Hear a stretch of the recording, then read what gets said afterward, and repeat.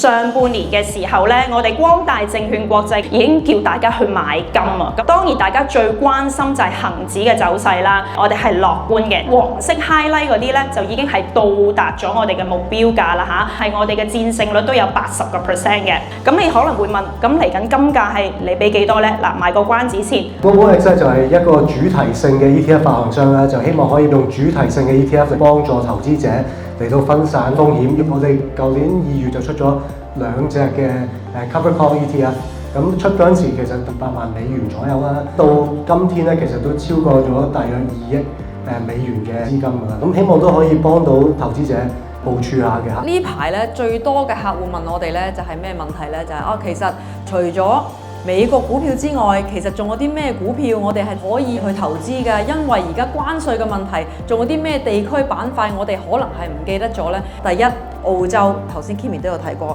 估值非常之吸引，預計咧白銀咧去到5年之後或者係10年之後咧，需求咧已經係供不應求。黃金嘅目標價你睇今年下半年去到幾多咧？